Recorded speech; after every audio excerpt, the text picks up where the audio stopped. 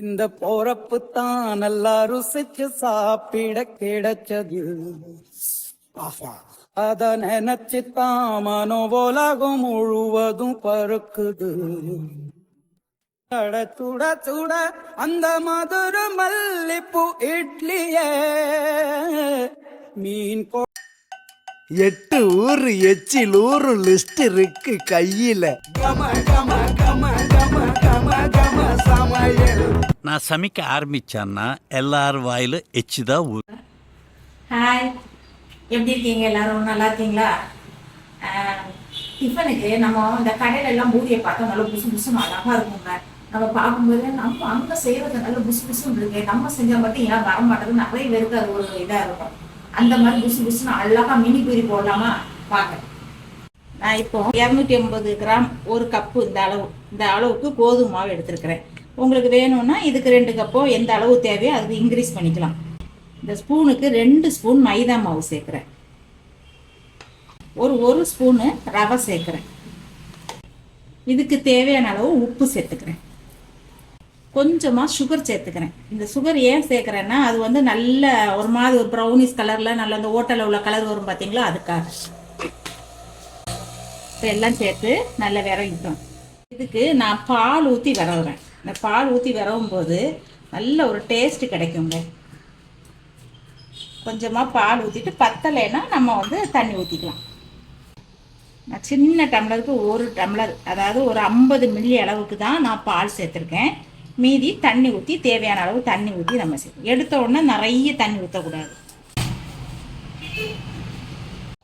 பாருங்க, இப்போ விரவிட்டோமா இப்படி அமைத்து பார்க்கும்போது நல்லா அமிர்து பாருங்க. இதோட நம்ம வந்து மூடி வச்சிடலாம்.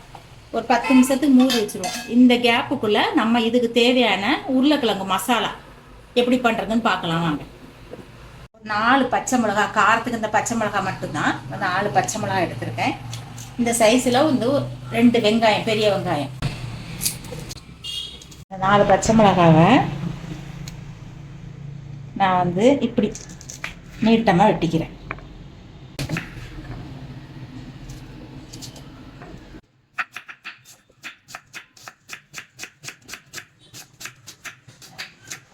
வெங்காயத்தை இப்படி கையில் வச்சு நல்லா கொஞ்சம் உருத்து விட்டுக்கலாம். அப்போ தான் நல்லா சட்டுன்னு வதங்கும். நான் இதுக்கு வந்து ஒரே உருளைக்கிழங்கு, பெரிய உருளைக்கிழங்கு, ஒரு உருளைக்கிழங்கு வேக வச்சு குக்கரில் போட்டு ரெடி பண்ணி வச்சுருக்கேன் பாருங்கள். இந்த உருளைக்கிழங்கை தோலை உரிச்சேன். நான் குக்கரில் 2 விசில் போட்டு எடுத்தேன் பாருங்கள், நல்லா வெந்துச்சு. இப்போ இந்த உருளைக்கிழங்கை நம்ம மசிச்சு வச்சுக்கலாம் நல்லா. இப்போ நம்ம வதக்கிடலாம். எப்போவுமே வந்து பூரி கிழங்கு பண்ணுறதுக்கு கிழங்கு கம்மியாக எடுத்துக்கணும், வெங்காயம் நிறைய எடுத்துக்கணும் பாருங்கள். அப்போ தான் வந்து அந்த பூரி கிழங்குக்கு மசால் கிழங்கு வருது பாருங்கள், அது டேஸ்ட்டாக இருக்கும். ஆயில் ஊற்றிக்கிறேன், தேங்காய் எண்ணெய் தான் ஊற்றிக்கிறேன். இப்போ தாளிக்க கடுகு, உளுந்தம்பருப்பு, கடலைப்பருப்பு கொஞ்சம். நல்லா அந்த கடலைப்பருப்போட கலர் கொஞ்சம் மாறி வரது. இப்போ நம்ம கொஞ்சமாக கருவேப்பிலை போட்டுக்கலாம். வெட்டி வச்சுருக்க வெங்காயத்தையும் போட்டேன், பச்சை மிளகாயும் போட்டுரு.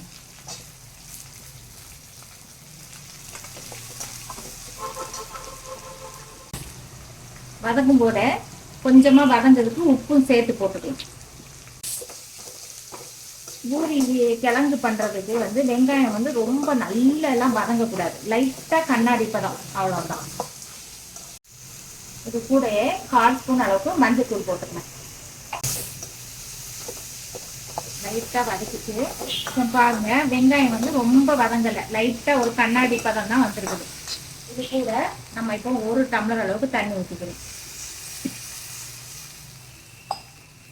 இந்த தண்ணியிலேயே இந்த வெங்காயம் நல்லா வேகணும்.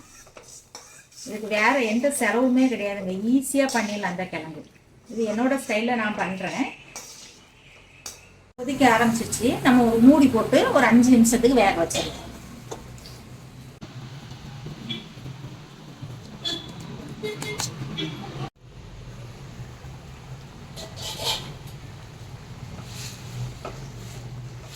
பாருங்க, வெங்காயம் நல்லா வெந்துருச்சு. இப்போ நம்ம மசிச்சு வச்சிருக்கோம்ல இந்த கிழங்கு அதில் போட்டோம்.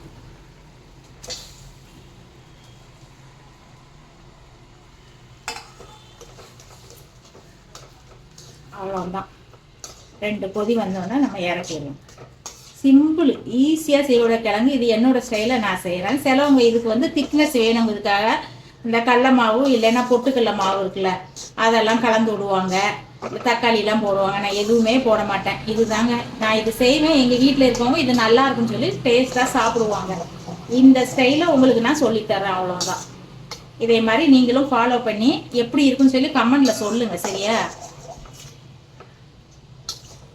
இந்த அளவுக்கு திக்னஸோட இருந்தாதான் நம்ம வந்து பூரி பிச்சு அதில் தொட்டு சாப்பிடும்போது நல்லா இருக்கும். ரொம்ப கட்டியா இருந்தாலும் ஒரு மாதிரி இருக்கும். இது நம்ம இப்போ இறக்கி கொஞ்ச நேரம் ஆனோன்னு இன்னும் நல்லா ஆறணும். இந்த கிழங்கெல்லாம் சேர்ந்தா கொஞ்சம் திக்னஸ் வந்துடும். இந்த ஸ்டேஜில் நம்ம ஸ்டவ் ஆஃப் பண்ணிட்டு இறக்கிடலாம்.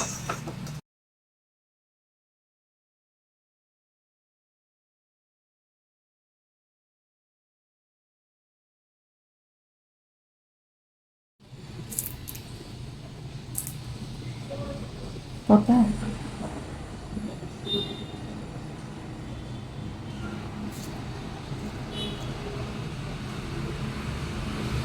ஓகேவா? இப்போ நம்ம மசாலா கிழங்கு வச்சு முடிச்சாச்சு. இனி வந்து நம்ம இப்போ பூரியை நம்ம ரெடி பண்ணிடலாம்.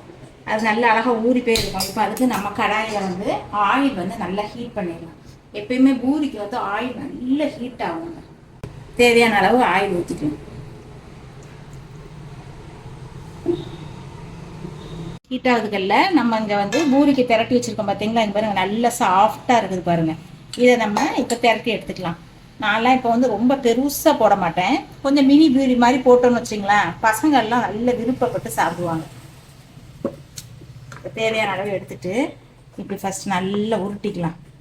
உருட்டிட்டு நமக்கு இப்போ என்ன சைஸ் வேணுமோ அந்த சைஸ், நான் இப்போ இந்த சைஸ் அளவுக்கு தான் எடுத்திருக்கேன்.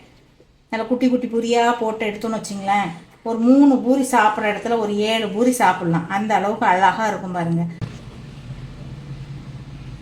பண்ணிவிட்டு இப்படி ஒரு அமுத்திட்டு இதில் பிளேட்டில் வந்து ஒரு 1.5 ஸ்பூன் அளவுக்கு மைதா மாவு இருக்குது பாருங்க, அதை எடுத்து வச்சிருக்கிறேன். கான்ஃப்ளவர் மாவு பண்ணாலும் நல்லா இருக்கும். இது வந்து இந்த மாவு நம்ம இதில் ஊட்டிட்டு எடுத்துட்டு பூரிக்கு வந்து எப்போவுமே கொஞ்சம் திக்னஸோடு இருக்கணும். ரொம்ப தகடு போல் நம்ம வந்து தேய்க்கக்கூடாது. ஓரளவு திக்னஸ் இருந்தால் தான் அது நல்லாயிருக்கும். நமக்கெல்லாம் வந்து ரொம்ப சேஃபாக ரவுண்டாலாம் வராது. இந்த அளவுக்கு திக்னஸ் இருக்கணும் பாருங்கள். இதை இப்போ வந்து நம்ம போட்டுக்கலாம்.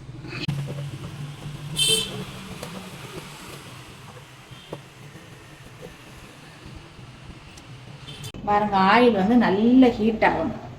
எப்போவுமே இந்த ஆயில் வந்து கொஞ்சம் மிதமான சூட்டில் சிலவங்க வைப்பாங்க. அப்படி வைக்கும்போது அந்த பூரி வந்து ஒரு மாதிரி இருக்கும். அந்த மாதிரி புகை வர்ற அளவுக்கு நல்லா பொங்கி இருந்தால் தான் நல்லா இருக்கும். பாருங்கள், இப்போ ஒரு பூரி நான் போடுறேன் பாருங்கள். போட்டுட்டு இப்படி வச்சு லைட்டாக அமுக்கி விடணும். ஓகேங்களா? இப்போ இந்த பக்கம் திருப்பிட்டு இப்படி இருந்தால் தான் பூரி நல்லா இருக்கும். ஆயிலே பிடிக்காது.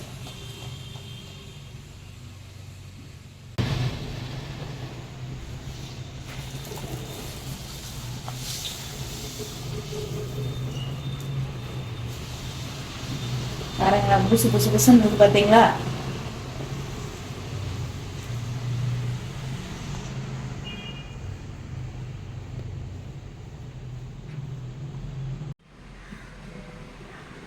இதே மாதிரி நிறைய டிப்ஸுகளோட இன்னும் நிறைய ரெசிபிஸ் உங்களுக்கு நான் சொல்லி தரேன்.